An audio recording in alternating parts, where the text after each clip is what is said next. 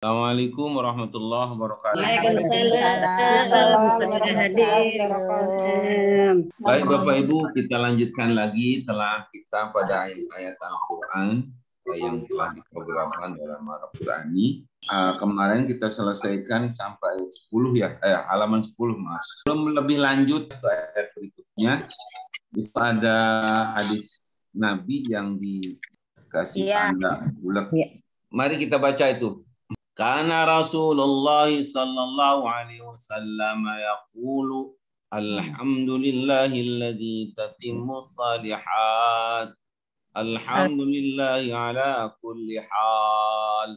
Baik Bapak Ibu, coba terjemahkan. Kana Rasulullah sallallahu alaihi wasallam yaqul, adalah Rasulullah SAW bersabda, telah berkata Rasulullah SAW. Ya, qala yaqulu kadang bisa diterjemahkan berkata, kadang bisa diterjemahkan berdoa. Lihat konteksnya. Kalau alhamdulillah saya kira itu doa ya. Tapi ini kata kana lalu dihubungkan dengan fi'il mudhari. Saya kira itu salah satunya bisa berarti biasa berdoa. Kebiasaan yang diulang-ulang gitu. Pakai kana tapi pakai fi'il mudhari. Kadang-kadang juga kalau nggak pakai kana bisa berarti pernah, bisa juga berarti membiasakan, terbiasa. Jadi Rasul Sallallahu Alaihi Wasallam biasa berdoa. Coba terjemahkan. Alhamdulillah. Puji bagi Allah. Maksudnya bagi di situ bagi atau kurang atau tambah. Bagi. Tambah. Bagi itu di situ artinya dikasih, dibagi, dikurangi atau di apa maksudnya? Bagi di situ apa artinya? Milik. Untuk. Lam di situ artinya milik. Lamul lil milki. Jadi bahasa yang lebih kita paham, segala puji milik Allah. Dalam hadis lain disebutkan alhamdulillahilladzi binikmatihi. Binikmati artinya dengan nikmatnya itu tatimus shalihat. Terjemahannya tatimus shalihat artinya hal-hal baik yang menyenangkan bisa terwujud. Jadi kalau mendapatkan hal-hal yang menggembirakan, kasih asinan Bogor, kasih buat gitu tuh, kita bilang alhamdulillah binikmati tatimus shalihat. Terima kasih ya. Alhamdulillah kan hal yang memuji Allah. Apa bunyinya? Alhamdulillahi ala kulli hal. Itu maknanya adalah alhamdulillah segala puji billahi Allah. Ala kulli hal, tanpa segala yang tidak disukai. Jadi ini bedanya antara puji dengan syukur. Kalau syukur itu kita memuji Allah atas anugerah yang Allah berikan pada kita. Tapi kalau pujian tidak harus menyebut atau tidak harus berkenaan dengan nikmat yang Allah berikan. Bahkan ketika musibah datang pun Rasul mengajarkan kita tetap muji Allah. Alhamdulillah. Tapi ditambahkan ala kulli hal. Jadi maksudnya segala puji milik Allah atas segala ketidaknyamanan yang terjadi. Saya mendapatkan redaksi lain kalau Pak Kures dalam tafsirnya itu menyebut alhamdulillahilladzi lam yuhmad ala makruhin siwahu. Segala puji milik Allah yang selain Allah tidak dipuji atas segala yang tidak disukai. Tapi saya lihat di webnya ulama Saudi, Abdullah bin Baz itu katanya ini bukan ucapan dari Nabi. Kalau kita pakai doa itu seakan-akan kita protes sama Allah, memuji tapi memberi protes, menunjukkan bahwa kita tidak suka. Jadi yang cocok ini aja bacaannya. Alhamdulillah ala kulli hal. Boleh ketika musibah datang kita baca inna lillahi wa inna ilaihi raji'un, atau kita baca alhamdulillah. Menurut kita diberi yang baik, diberi yang tidak baik, tetap puji Gusti Allah. Ayat berikutnya. Ini biasanya dibaca dalam rangka pembukaan khutbah ya. Mau pidato, ini dibaca biasanya sebagai qadimah. Baca dulu ayatnya. Walazi arsala rasulah bil huda wa dinil haqqi liyudhhirahu ala dini kulli walau karihun. Kita terjemahkan. Huwa, dialah. Alladzi, yang. Dialah yang. Arsala, mengutus. Dialah yang. Dia yang telah. Arsala fi'il apa? Fi'il madi. Kita tambahkan mana telahnya. Dialah yang mengutus. Rasulahu. Rasul. Ini bentuk jama' apa mufrad? Mufrad. Kalau dalam Al-Quran beda antara rasul dan rusul tipis. Rasul panjang itu satu rasul. Kalau panjang rusul tidak pakai waw tapi rohnya domah. Mufradnya rasul, jamaknya rusul. Mufradnya rasulun. Jadi dialah Allah yang telah mengutus seorang rasulnya. Itu pakai seorang karena menunjukkan mufrad ya. Bil huda, dengan membawa wadinil haq, agama dan agama yang benar. Liyudhirahu, agar dia menampakkannya ala dini kullihi, atas semua agama. Lihat catatan kakinya, untuk dimenangkannya terhadap agama semuanya. Jadi untuk membuat agama kita di atas semua agama yang lain. Untuk diunggulkan atas agama lain. Ini bukan kata-kata kita, tapi kata-kata Allah Subhanahu wa Ta'ala.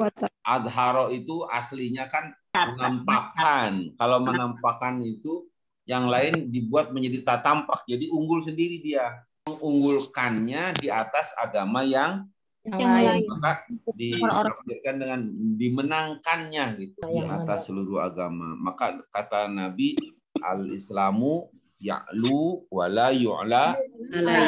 Islam itu tinggi dan tidak ada yang bisa meninggiinya, melampaui ketinggiannya. Ada banyak ayat yang menunjukkan bahwa agama kita lebih benar di sisi Allah. Yudhirahu ala dini kul. Ini khususnya Bapak Ibu, turunnya ayat ini berkenaan dengan agama-agama berhala di masa turunnya Al-Quran. Rasul datang, agama Islam. Itu melampaui konsep dan apapun yang dilaksanakan oleh orang Quraisy waktu itu. Itu maksudnya itu, mengungguli di situ itu artinya itu. Dari semua yang diajarkan oleh agama berhala, Islam melampauinya. Konsep ketuhanan, cara beribadah, dan lain sebagainya. Mengungguli agama berhala. Maka tidak sedikit mereka yang tidak suka. Walau karihal musyrikun. Meskipun orang-orang yang musyrik tidak menyukainya.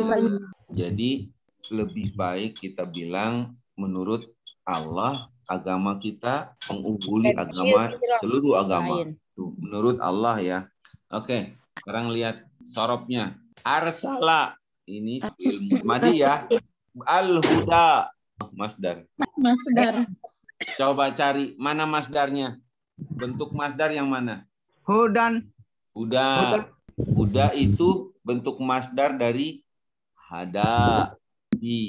Ada dua masdarnya, hudan, dua dayatan.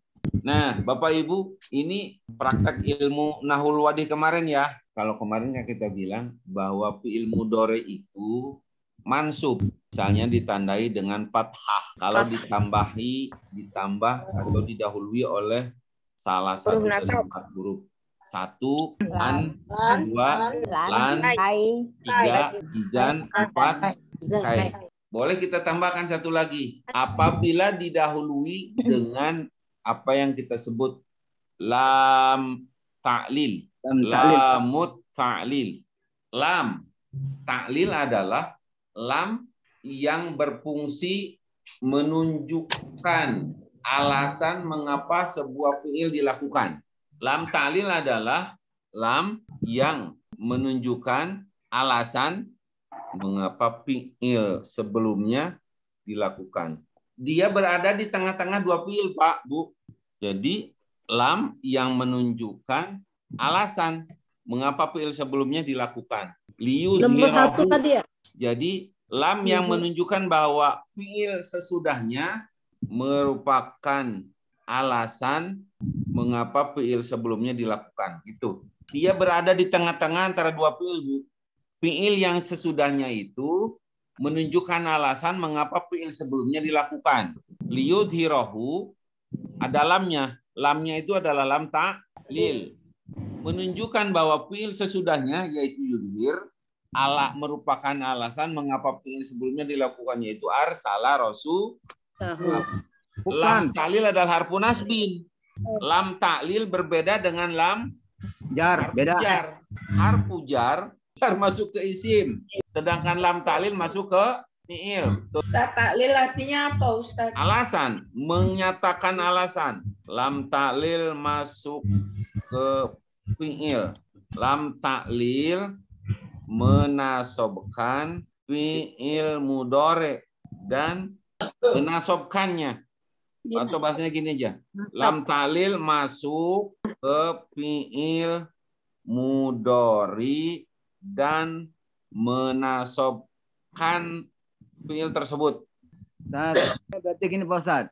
Fi'il mudhari'un mansubun bil lam kai gitu, lam ta'lil. Boleh. Salah satu nasabnya fi'il mudhari ya pakai lam, didahului lam ta'lil. Apa beda dengan lam kai? Sebenarnya Lam ta'lil dengan kai. apa? Li kai dengan lam li kai bisa, kai bisa, li boleh juga di satu makna. Sebenarnya teorinya semuanya pakai an, Pak. Pakai an, cuman nggak kelihatan. Yang kemarin dibilang itu lan tanalul birra hatta tunfiqu mimma tuhibbun. Cuman 4 ini, an, lan, izan, kai. Nah, hatta sebenarnya sama dengan hatta itu ada an. Hataan, li'an gitu. Ini sama juga sebenarnya yang menasabkannya adalah an. Itu teori sebenarnya. Tapi untuk Bapak Ibu udahlah saya kasih diskon aja ya. Supaya gampang, itu udah pakai hatta juga masuk mansub. Pakai lam ta'lil juga mansub itu aja ya. Sebenarnya itu ada an setelah huruf hatta, setelah huruf li. Jadi yang menasabkannya adalah an. Untuk lebih mudahnya dah bisa an, lan, izan, kai, lam ta'lil, hatta. Ada gitu juga boleh, nggak apa-apa. Di lam ta'lil masuk ke fi'il, bukan fi'il. Fi'il mudhari dan menasabkan fi'il tersebut. Beda dengan lam harfu jar. Lam harfu jar itu mengkasrohkan. Dia masuk ke isim dan menjarkannya.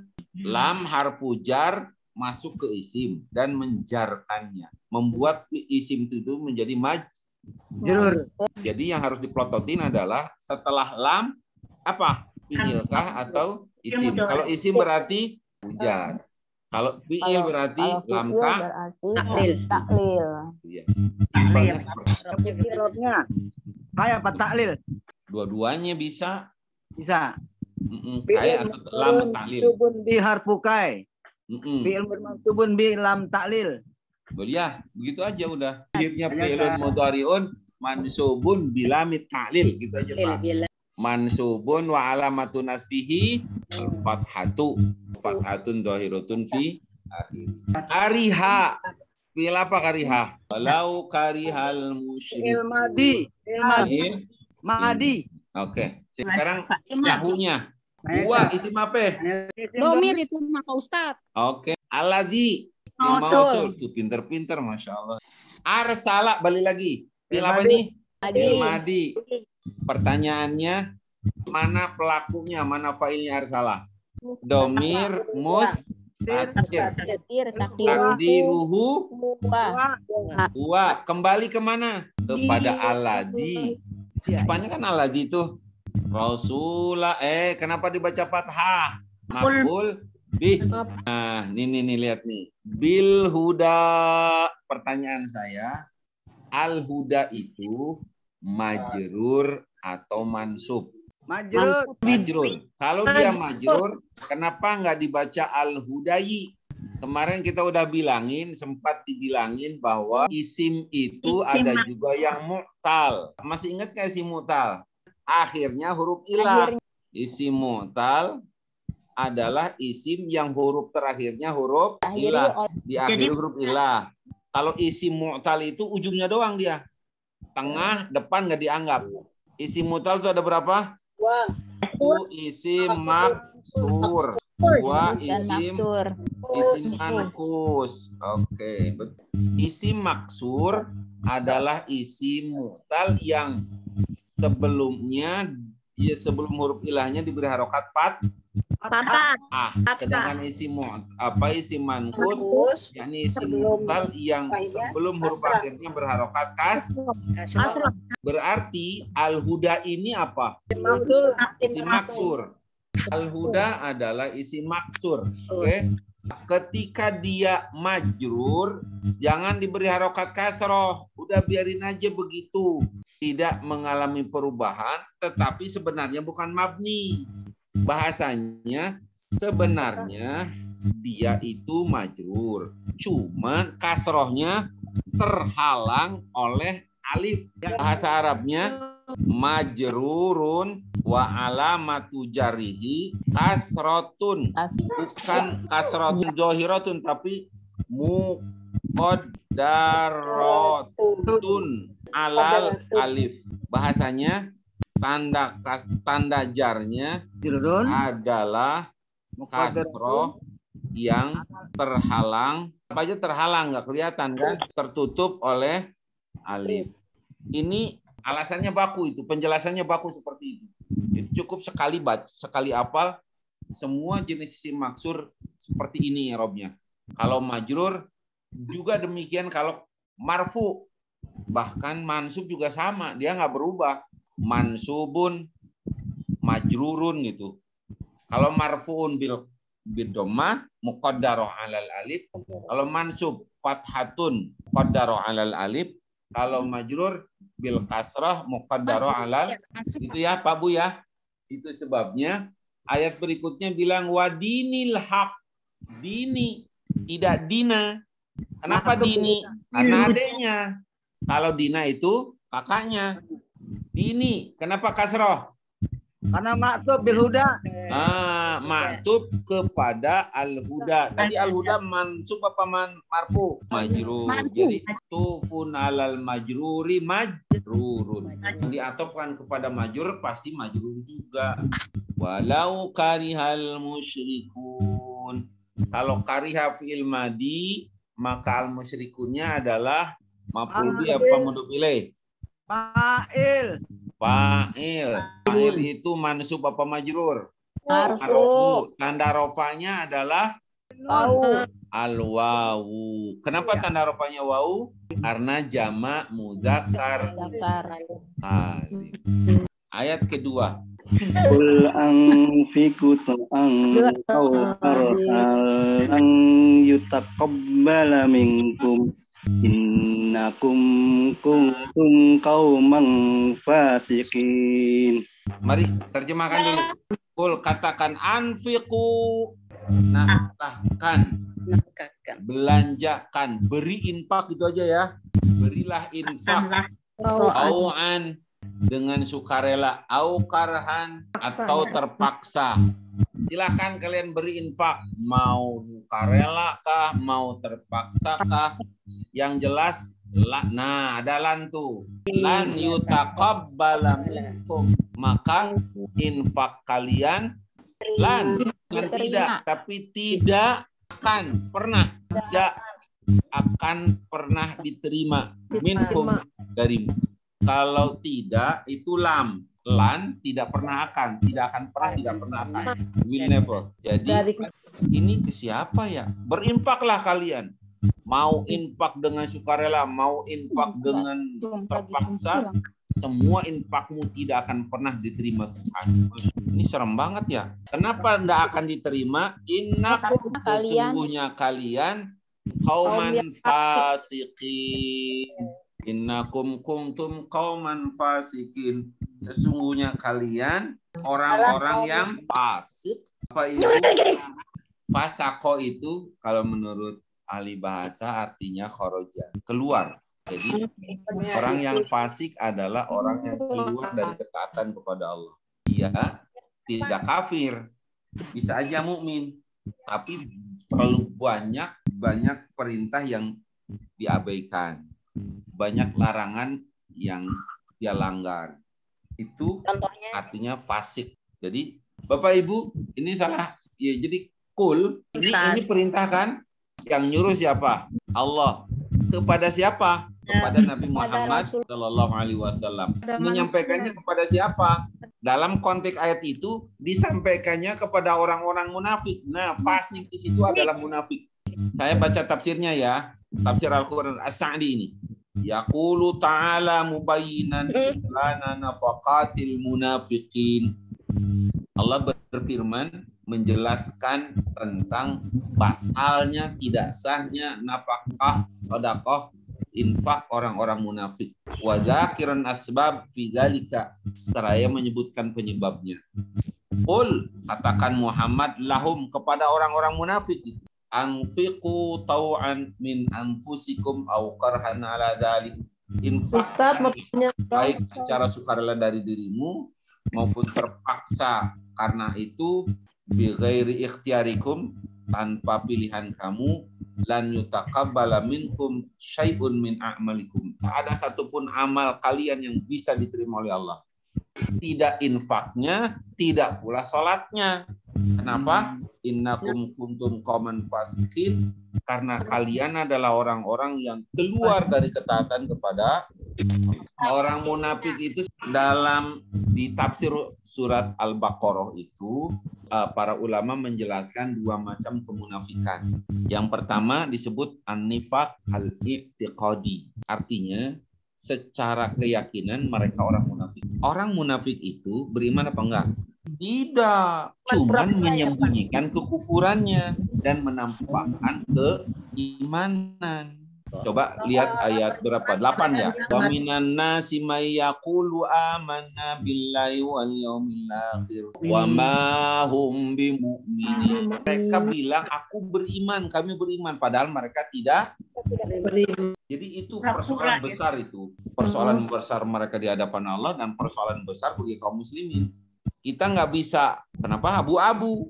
Bilangnya Islam, Muslim, tapi kok ngaco gitu. Menusuk dari belakang. Jadi sekali lagi, sekarang bisa kita jawab mengapa mereka tidak diterima infaknya, tidak diterima amal apapun bahkan. Karena memang tidak beriman. Berimanan itu cuma pura-pura dalam perahu, pura-pura makan tahu. Itu Pak yang disebut dengan an-nifaq al-i'tiqadi. Jadi dari awal secara keyakinan mereka tidak beriman, cuma ngaku beriman. Tapi yang harus diingatkan adalah bahwa ada pula nifak yang disebut nifak amali. Orangnya mukmin, ngaku mukmin, pekerjaannya juga pekerjaan mukmin. Tapi sifat-sifat munafik itu banyak yang masuk dalam dirinya, terutama 3. Idza haddatsa kadzaba. Kalau bicara pasti bohong. Idza wa'ada akhlafa. Dia berjanji pasti dia ingkari. Yang ketiga, kalau diberi kepercayaan suka saya perhatikan ada orang Islam yang kelihatan itu 3-tiganya ada dalam diri dia. 3 sifat munafik itu ada dalam diri dia. Ini mengganggu dan sangat merusak kaum muslimin. Orang yang mencakup 3 sifat itu dalam dirinya dengan sangat jelas adalah orang koruptor. Koruptor itu suka bohong nggak? Yang bohong bukan hanya lidahnya, tangannya juga berbohong. Fasik itu keluar dari ketaatan. Dan dalam ayat ini ternyata yang dimaksud fasik tadi adalah orang munafik. Jadi munafik itu bisa munafik, bisa apa? Oke, baik, ke tafsirnya udah tadi, maknanya udah. Sekarang sorobnya. Kul fi'il apa kul? Amr. Anfiqu. Amar juga ya? Amar juga, betul. Tau'an, masdarnya karhan juga sama masdar. Itu nanti kalau dalam bahasa nahwu ini kedudukannya sebagai hal. Masdar yang diinterpretasi sebagai isim fa'il. Lan yutaqabbala minkum. Tuh, ketemu lagi lan kan? Kemarin lan atau huruf apa tuh? Huruf nasab. Nasab. Jadi yutaqabbala fi'il madi apa fi'il amar? Fi'il mudhari itu mabninya kan dua. Ada Ya. mabni majul, ada mabni maklum. Yang ini mabni majul apa mabni maklum? Majhul. Majul. Mabni majul itu membutuhkan fa'il tidak? Tidak. Tidak, karena fa'ilnya dibuang, betul? Kalau tidak membutuhkan fa'il, membutuhkan apa dong ya? Naibul fa'il. Naibul fa'il. Kira-kira naibul fa'il dari yutaqabbala apa? Ini dalam rangka pendidikan dari Allah untuk kita, biar kita pada pinter. Sebenarnya nggak usah disebutin juga, benak kita langsung bisa menangkapnya. Tidak akan diterima darimu. Apanya tidak diterima? Infaknya. Nah, sebenarnya tidak ada naibul fa'il pada ayat ini, tapi benak kita mengatakan ada, yaitu infak dari siakul kalam, arah pembicaraan. Karena itu kita bilang naibul fa'ilnya adalah mahjuf. Tidak di ayat tapi ada di benak kita, yaitu infak. Oke, satu. Makna kedua, atau bisa jadi naibul fa'ilnya adalah lebih dari infak. Semua amal orang munafik itu tidak diterima. Maka naibul fa'ilnya adalah syai'un. Lan yutaqabbala minkum syai'un. Tidak ada satupun yang bakal bisa diterima dari. Oke, tapi saya kira ini Bapak Ibu sudah bagus ini. Innakum kuntum qauman fasiqin. Nah, baik. Innakum, inna membutuhkan apa? Isim. Isim inanya mana? Kum. Isim inanya adalah kum. Domir itu Ni. Nanya, khobar inanya mana? Qauman fasiqun.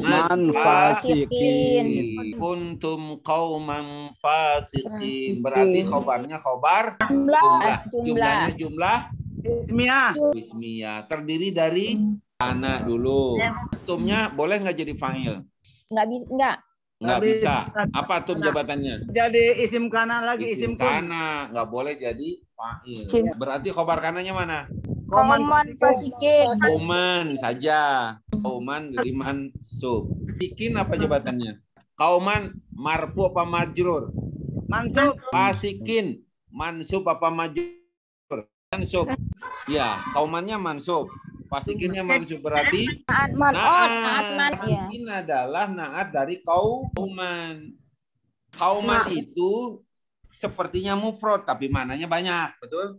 Lafadznya mufrad tapi maknanya banyak, kan banyak orang.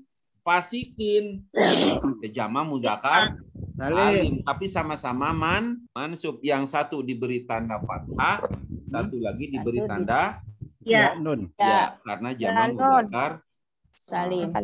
Baik Bapak Ibu, sementara cukup dulu kita Ibu. Majelis. Subhanakallahumma wa bihamdika asyhadu an la ilaha illa anta astaghfiruka wa atubu ilaik. Assalamualaikum warahmatullahi wabarakatuh. Waalaikumsalam warahmatullahi wabarakatuh. Waalaikumsalam, Pak Ustaz.